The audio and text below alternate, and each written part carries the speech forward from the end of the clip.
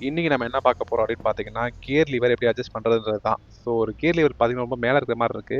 So ஓட்டும்போது பாதத்தில ரொம்ப வலிக்கிற மாரி ஃபீல் ஆகுது. அதனால இப்ப என்ன பண்ண போறோம், அந்த கியர் லிவர கொஞ்சம் டவுன் பண்ண போறேன். இதுக்கு நமக்கு என்ன தேவை அப்படின்னு பார்த்தீங்கன்னா, 10ஆம் நம்பர் ஸ்பேனர் ஒண்ணே ஒண்ணு இருந்துச்சுன்னா போதும். வேலை ரொம்ப சிம்பிள் தான். நம்ம கியர் லிவருக்கு பின்னாடி ஒரு ராட் இருக்கும். அந்த ராட்ல 2 நட்டு. ஸோ பார்த்தீங்கன்னா, ஃப்ரண்ட்ல ஒரு நட்டு, லாஸ்ட்ல ஒரு நட் இருக்கும். ஸோ இன்னும் கொஞ்சம் கிளியரா இன்னொரு வாட்டி காட்டுறேன் பாருங்க. அந்த ராட்லேருந்து ஃபர்ஸ்ட் நட்டு, செகண்ட் நட்.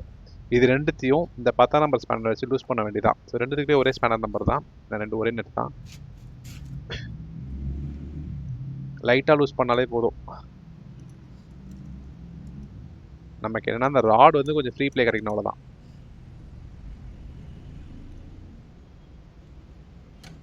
ஓகே.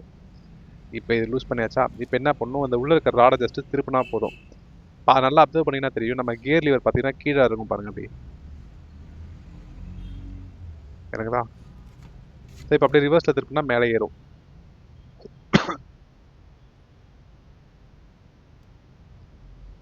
ஸோ இந்த மாரி இருக்கும்போது நமக்கு எந்த பொசிஷன்ல வச்சு ஆப்டிமலா இருக்கும்னு நமக்கு தோணுதோ, அந்த பொசிஷன்ல கரெக்ட்டா ஃபிக்ஸ் பண்ணிட்டு, நம்ம லூஸ் பண்ண 2 நட்டையும் டைட் பண்ணிட வேண்டியதான்.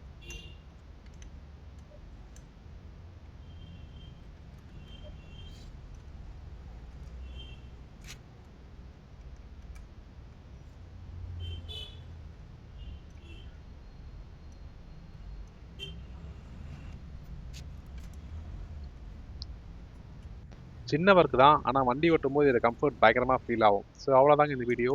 மறக்காம லைக் பண்ணுங்க, ஷேர் பண்ணுங்க, சப்ஸ்கிரைப் பண்ணுங்க. நீங்களும் இது மாரி அட்ஜஸ்ட் பண்ணிக்கோங்க. Thank you.